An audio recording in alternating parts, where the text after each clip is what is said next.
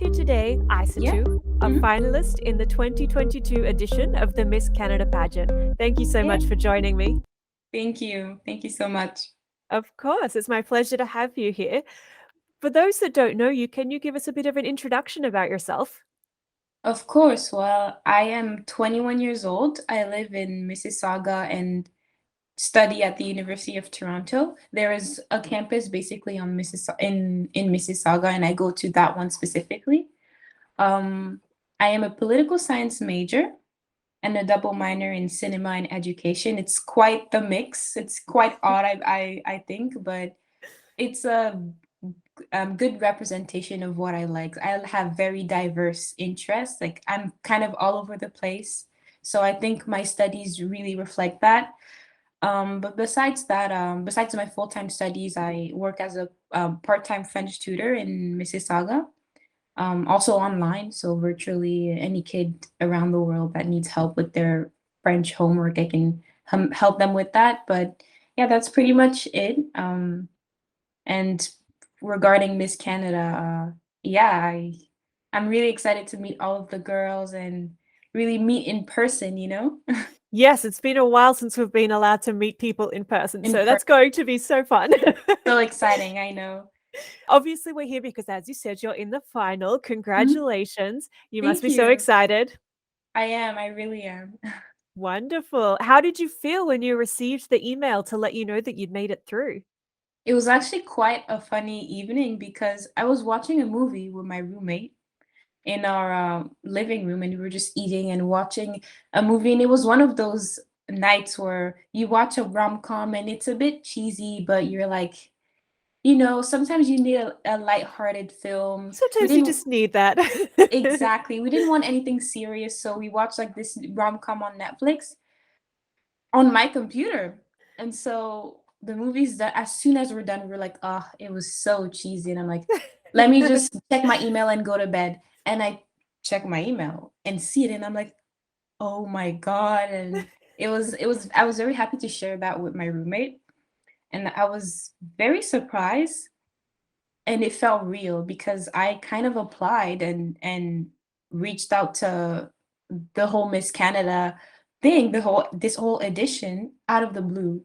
So when I received the email, it was kind of a sign. It was kind of a message telling me that, oh no, this is real now. You actually have to prepare for the pageant. So Mm. thank you for It would asking have this question. Yeah. Of course, it would have been really nice to have someone to share that moment with, I guess. Yes, absolutely. For sure.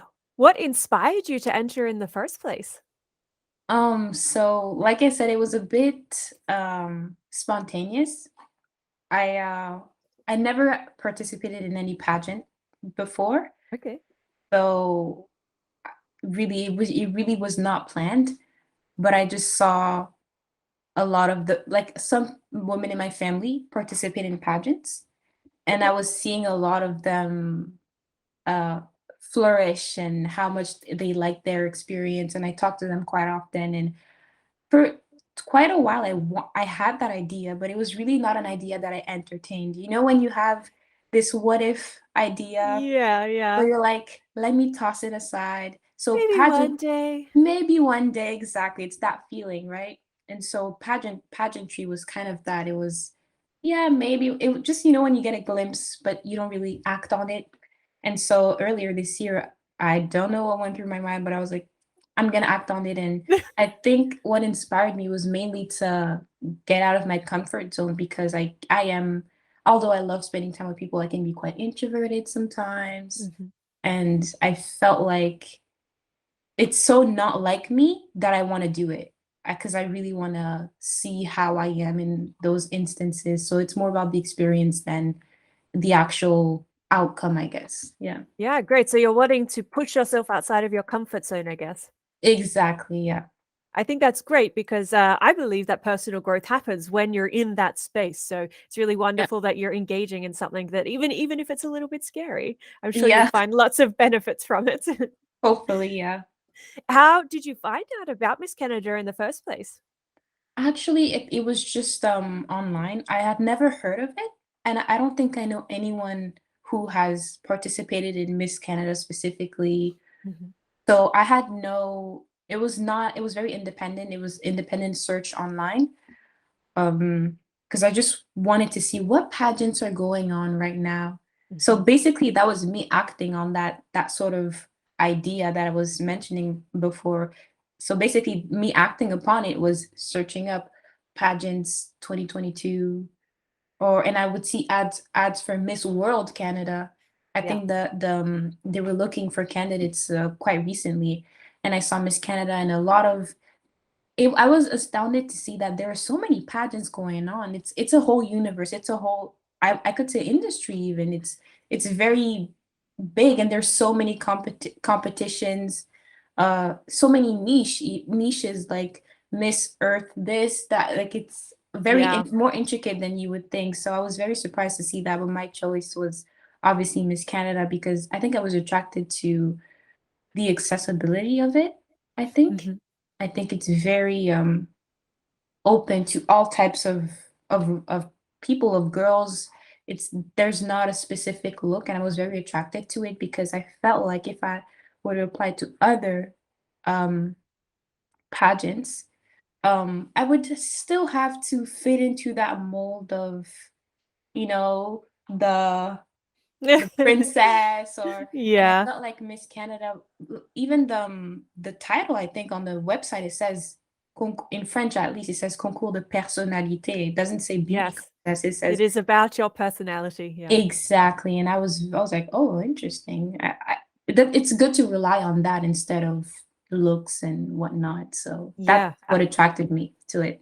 absolutely. I think it's a very interesting pageant in that the scores are so heavily reliant on who you are as a person, Hmm. uh, because what's on the inside counts for so much, maybe even more than what you look like on the outside. So Hmm. it's really nice to have a system that reflects that, I think. Absolutely, that's W- worded perfectly. Yeah. What are you doing in the lead up to the pageant to prepare yourself? So to prepare myself, I've been really trying to, first of all, check in with myself mentally and emotionally. I feel Mhm. like no amount of exercise or diet or rehearsal can outweigh the importance of how you feel emotionally about this pageant. So Absolutely. ironically, I when I'm asked actually, how are you preparing this pageant? This voice in my head is like, ugh, not the way you think. I'm not always at the gym, or like like restricting like my diet, or no, I'm not preparing in that sense. I'm more of like I need to be in a specific mental and emotional space before that date. Um, because like I said, the approach of my approach, at least I hope so, is based on the experience and not necessarily the outcome of who will win, because I don't feel like it's possible. I don't feel like anyone is going to lose. Basically, we're all going to come out of it with something, Yeah. every single person. So I feel like once you approach any competition or any matter in that sense of I there's no way I'm gonna lose. I'm either gonna win in the traditional way of actually being the winner, or I'm gonna win in experience, in knowledge, in wisdom, in any other virtue. So I think I digress a bit. So I want to go back to your question. It was yeah, mainly for that reason that I'm preparing more in that realm rather than in I would say I'm preparing, I'm not prepping, basically. That's what I would say. Yes. To Yeah, yeah. yeah. I think that it's really interesting how you're commenting on people would probably presume that I'm dieting and working out really hard, trying Yeah. to achieve a specific look. The Hmm. interesting thing, I think, when people take that as, oh, that's the approach I should be doing, is that Yeah. almost no one at this pageant will have ever seen you before. So if you Mhm. lose 2 kilos, no one even knows. Exactly, honestly, because that's their first time seeing you. So the way you Literally. show up is how they're gonna, However you show up is how you yeah, show up. exactly. Yeah, it sounds like you're taking a smart approach. I think you certainly are going to excel at things a lot more when you're comfortable in your own skin, you're self-assured and confident that you're going in for the right reason. So to me, it sounds like you're heading in the right direction. Thank you so much. I appreciate those words. Thank you. You're welcome. Other than taking home the crown, what are you hoping to achieve by participating? By participating, oh my God, I really would like to build connections with people. And by connections, I don't mean connections in the networking type of way, but actually soulful connections of Mhm.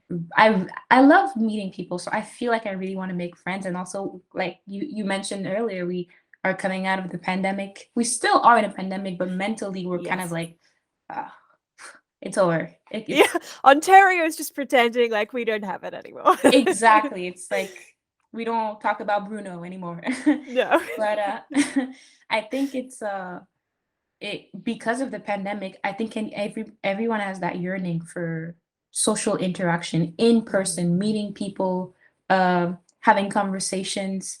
This is something I'm definitely craving. So I think this is really what I would like to experience, because also there's another stereotype with beauty pageant. It's that girls that the finalists are going to be catty, it's going to be, Mm. but I absolutely don't feel like it's going to be that way. I'm definitely not going to approach it in that way, and I'm hoping to really build almost like a sisterhood. I really want to leave with friends and sisters and more than acquaintances, basically. So yeah. Yeah, yeah, certainly. I think that it's a great notion to go in with that, wanting to make connections. Firstly, because you're going to be meeting dozens of women who are accomplished and successful, Yeah, championing amazing causes. They sound like great people to be friends with. But also honestly. because statistically, most people won't win the actual title. So it's really Mhm. great to go in with the intention of getting something else from that, like friendships, Exactly. like connections, so that you're still benefiting from it. Absolutely. What Thank do you. you think are the essential qualities for a Miss Canada to have? That's an excellent question. So I think qualities that a Miss Canada should have would be, the first one would be honesty. I Mhm. think you have to be honest with yourself and with others if you want to hold that title, because it encompasses a cause, right? If you are Miss Canada, there's a cause, there are other people's rights involved. It's Mhm. we're talking about campaigns and raising awareness on a cause that is dear to you. So being dishonest can completely make this process lose all of its integrity. So I feel like honesty would be, you can't be deceitful, or but I like I said, I don't like to think people are like that in the first place. Mhm. So I feel like in that sense, the crown is in good hands or on a good head. I don't know. But I feel like I don't like to assume people are like that, but I still think it's always important to remind yourself and others to make sure that you are really coming from an honest and truthful place. And the second or and last quality that I think Miss Canada should have is a level of pragmatism, being kind of pragmatic, because I feel like it's all there's a stereotype when you're a beauty queen, that you're soft. It's really it's you're so beautiful. It's all the physique, all everything is on the appearance. Mm. But I think you also have to be strong and not let people not be too idealistic in that sense. Like I said, it encompasses people's rights. It's These are very heavy causes. Like we can even say that these are life and death like instances. So if you are in that position of being a leader, you have to be um pragmatic in a way, really realistic, very down to earth, grounded, and not just, oh, I want to save the world, but how? You need a plan. Yeah. What's You- your action plan? Exactly. So you need to be, yeah, dream a bit, but stay on the ground and know exactly what you want to do. So for sure, these two, honesty and pragmatism, for sure. Yeah, excellent. You touched on it's important for Miss Canada to be aware of rights and causes. It's very common for a lot of people going into a pageant to have something that they are championing, a Mhm, cause that's close to their heart. Do you have mhm. one that you'll be looking to promote throughout the pageant? Yes, of course. So, my cause that is a cause that is very dear to my heart, especially because I am a tutor. So Mhm. I am taking an education minor. So I'm very interested in the whole realm of education, being an educational leader, because to me, being a teacher or a tutor, sharing knowledge, that is that's such a powerful place to be in. Mhm. So I was always attracted to that. I always used to tell myself, I think my grandpa used to say when I was younger, it was a quote from maybe Socrates from ancient Greek, and it says, teachers are the guardians of the future, because you really are sharing, not forming minds, and those minds are going to be the leaders of the future. So a cause that is very important to my heart is closing the achievement gap in Canada. Mhm. So the achievement gap is basically a disparity between, for instance, higher income and lower income households in Canada in terms of achievement in school. So basically, a child that is from a wealthy family, from a family that has a generation of intellectual and educated and productive people in school, they're not going to struggle that much because they have that cultural capital of knowing how to be academic and intellectual. But Mhm. if now you're a child of immigrants who, well, if you go back to some generations, some of them don't even know how to write, Yeah. and you come to Canada, there's the language barrier. Your parents probably don't speak the language. You have seven brothers. You don't have your own room. You don't have your own desk. You don't have tutors because you're from a lower income household. School is gonna be trivial, right? And you see the difference, and it's almost like inequalities from birth. Like they didn't these both these kids didn't choose their background, and see Yeah. how it's gonna perpetuate so many cycles. So basically, the rich kid is gonna kill it at school. The poorer kid is gonna have a harder time. He's maybe going to repeat a class. Your richer kid is going to graduate high school, go to a good university, and the poorer kid is going to have more struggles. And this is literally how the poverty cycle is continued, basically. Mhm. Yeah. So it's very vicious. It starts with just something so small, and it literally continues all of the inequalities that are present in our society. So basically, this is what I am hoping to champion. Like you said, I love that you used that word. Hoping to champion in for Miss Canada. It's really closing the achievement gap in Canada. Yeah, that's really wonderful. And what steps are you taking at the moment to help do that?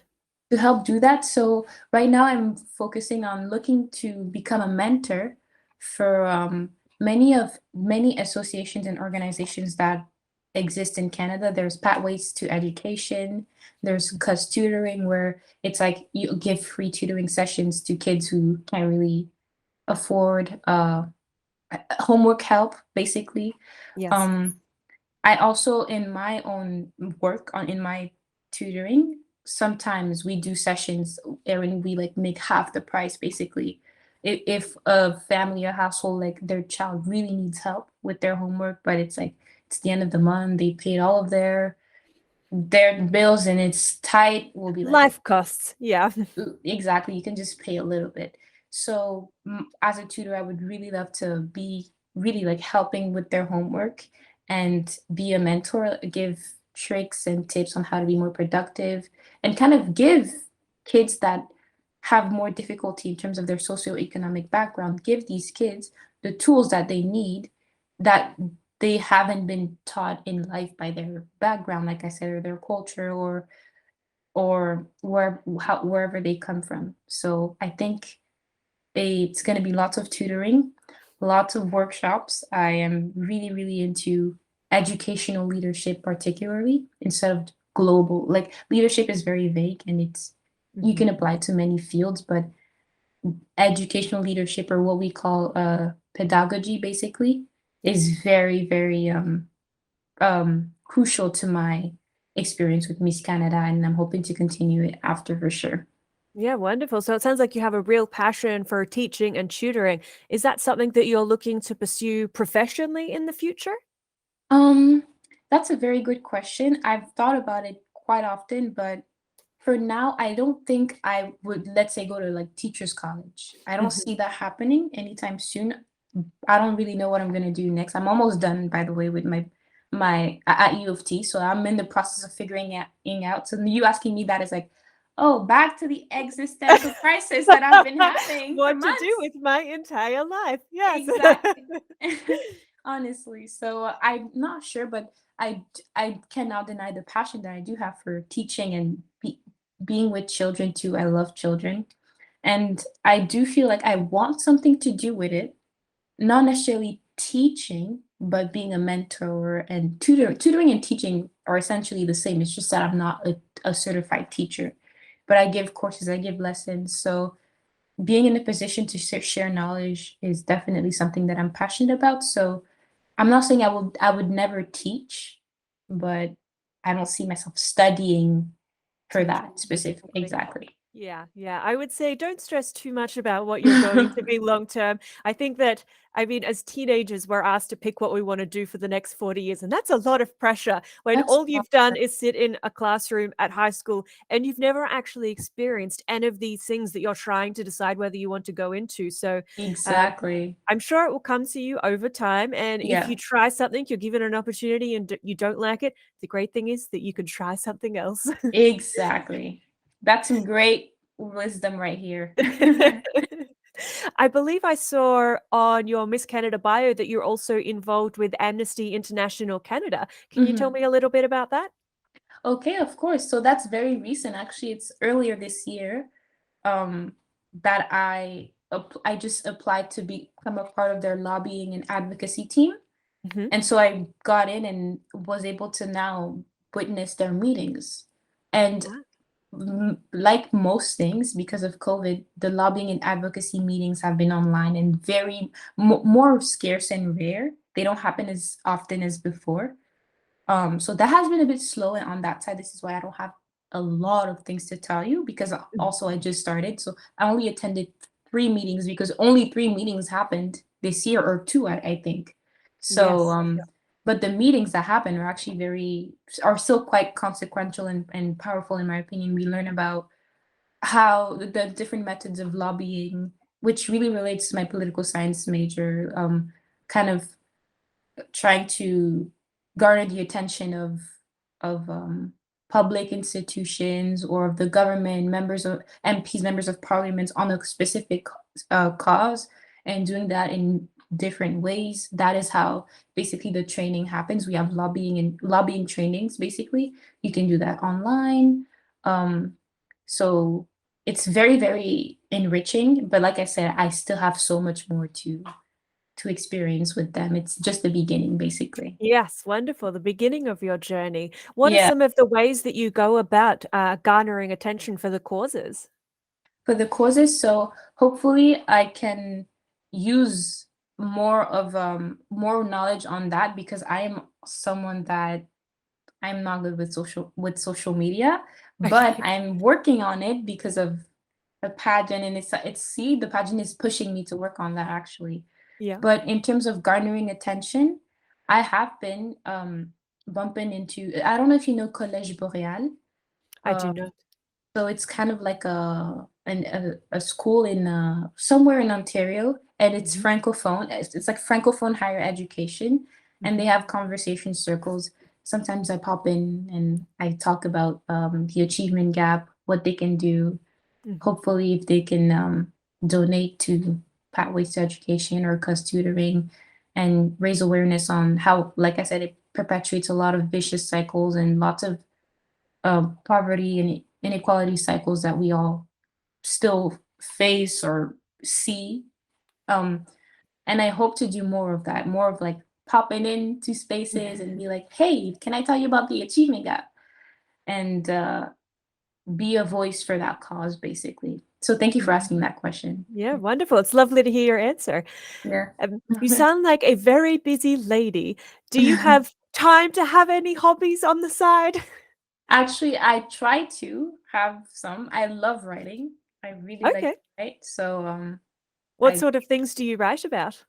So right now, I actually write for my university's student newspaper, and so I write in the arts and culture section. So anything that happens in, for instance, popular culture or debunking myths, like any cultural or artistic matters that students talk about. Very interesting conversations. For instance, the last article that I wrote for them was a reflection on the Will Smith incident at the Oscars. So things like that, basically. Ah, Yeah. interesting. And what was your perception of that? Of that incident, I didn't find it funny because this is someone, well, being assaulted on stage, Yes. essentially. So I Mm. didn't find that empowering, even though it could have been seen as chivalrous because he's defending his wife, but I wouldn't like for someone to hurt someone by defending me. I Mm. feel like I could defend myself, and it's definitely it was a very toxic situation. So I covered a few of these points. I don't take sides. I'm not Will Smith's side, and I also don't like when comedians make offensive jokes because if it is offensive, it is offensive, right? You can't. If he Mm. didn't like you're not forced to like a joke about you or your wife if you don't like it. So it's a very it's an interesting conversation, and I feel like no one should take sides. It's just we should talk about it, but you don't have to It's take just sides. observation. Exactly, exactly. Mm. Yeah, interesting. I've noticed is this a little African necklace that you're wearing? It is, yeah. Yes. Got it from I think my mom or my grandma gave it to me maybe like 2 years ago. I am from Guinea, so Okay. I actually used to live there when I was in high school. And Ah. yeah, so my mom is there, and my dad as well, and my grandma. Well, I return sometimes during the summer or in December. It's actually the weather in December in Guinea is It's summer. excellent. So Yes. exactly. So you really want to escape. It's the time to leave Canada. And Perfect time to get out of winter. exactly, for sure. Amazing. What were the major differences that you found in having lived there versus being in Canada? Oh, it's completely different. It's a Yeah. completely different word for sure. Uh Honestly, because they're such different experiences, I have a hard time even comparing them because I just really That's fair. I separate them. It's like I have my life in Canada, I had my life in Guinea. My experiences there are so different. Um, What would you say instead then, your favorite thing about Guinea and your favorite thing about Canada? okay. My favorite thing about Guinea is essentially the family. It's you see everyone. Of course, yeah. It's everyone is there, every grandma, every aunt, and it's African families are very big, so it's you really see everyone. So I really like that about Guinea. It's you just get to really remember where you come from and your heritage and your ancestry. And what I really like about Canada, I don't know if it could be a bit, I guess, cliche or stereotypical, but Canadians are just very friendly. I like that. I like that for sure. And It I makes it a know nice place to move to, especially as a exactly, new person. It's quite exactly. welcoming. It's welcoming, and if you're a new person, Canada's being new it's not frustrating, but it's scary. You're anticipating all of that. It's a world of So unknown. Yeah, exactly. So Canadians are very, very friendly for sure. wonderful. Yeah. So how long have you been based in Canada for? So I actually moved a lot growing up. I basically came back to Ontario. No, I actually came to Ontario for the first time in 2018 after I graduated from high school. But prior Mhm. to that, like I said, I was in high school in Guinea. I did a little bit of back and forth between Guinea and France. Um, Oh, okay. did have a little bit of family living in France. I still do, but before that, I lived in Montreal actually. So I have a relationship with Canada for sure. I kind of spent my earliest years in Montreal and then went to Guinea, friends, Guinea, and then Ontario. So I moved a lot, but still a big chunk of my life happened Has in been Canada. here. Yeah, Yeah, you're still a proper local. exactly, for sure.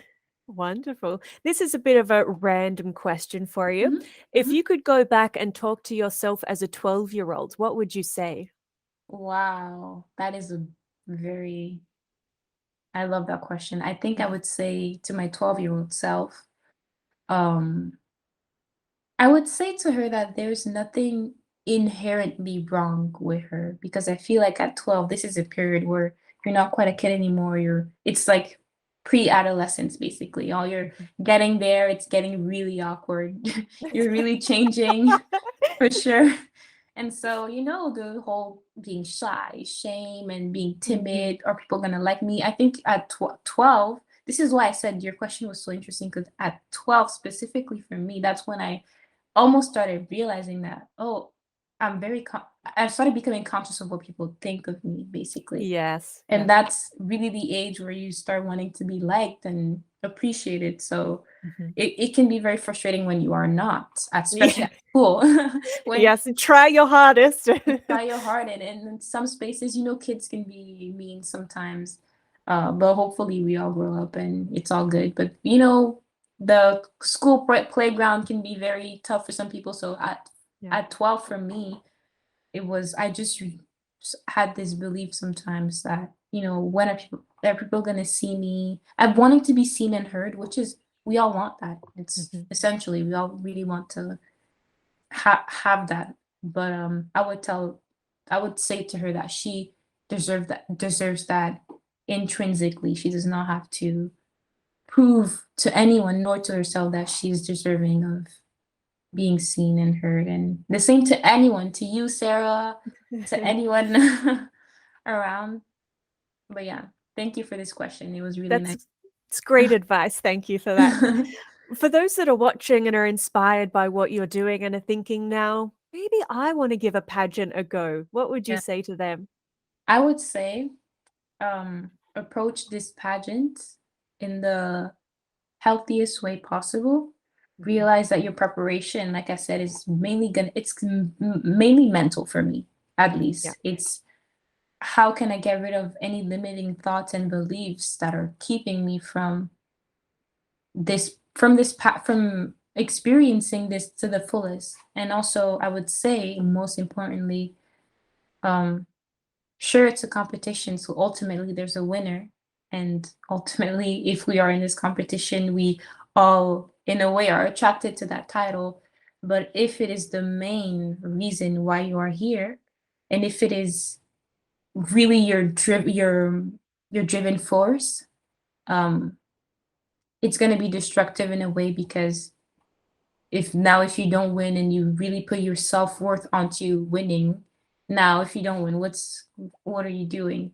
Like Mm. it can be very frustrating. So make sure that before you compete, you associate your self-worth not with winning. Actually, don't even associate your self-worth because intrinsically as a human, just because you have lots of value, right? So I think that would be the most important thing. And I would say that to someone who's not participating in a pageant, but especially if you're entering that, it can be very attractive to really, really put all of your hopes onto winning. But any competition shows you that it's really about the journey and not about where you end up in a way. So yeah, Yes, I think that's good advice for life in general. in general. Thank Yeah, you so much for taking the time. It has been of course. lovely talking to you. It was really nice. Thank you so much for